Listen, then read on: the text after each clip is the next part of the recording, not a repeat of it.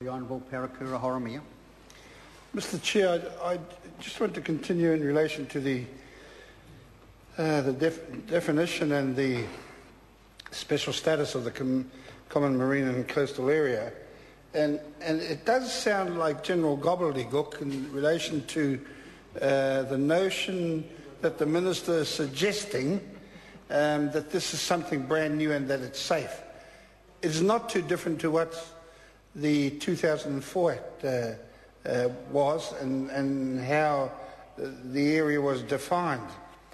And I think that what is more important is that you now subjected the nation to this notion that this common ground is there, and the commons as defined by the British was something that was clearly owned by the Crown.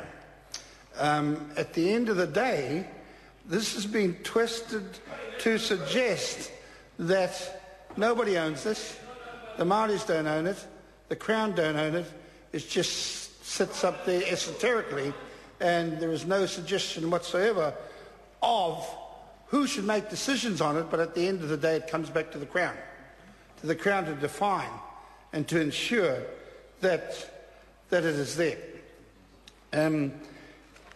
I want to go further in the sense of how the Māori Party have suggested that there are limited gains in this bill, and the reality is that this bill won't fix the problem.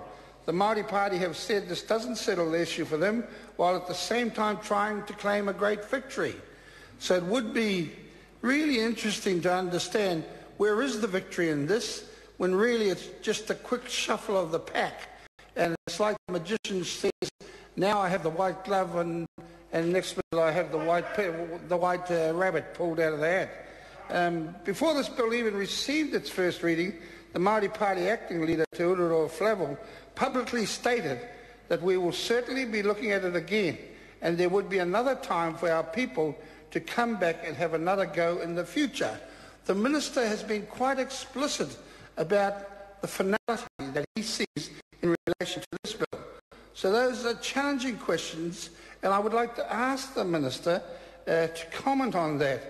And again, if it were not for the symbolic value of the repeal and the desire to address the Crown ownership aspect of the Act, then amendment could be an appropriate solution.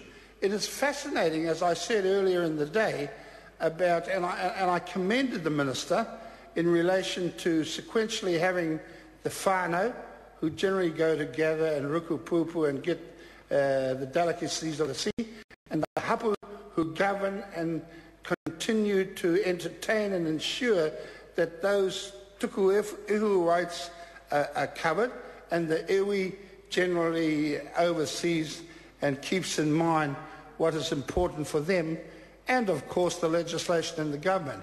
And I see in the SOP where he has again adeptly moved it around, and he wants that sequentiality to be removed, and now we've got the iwi, the hapu and the whānau.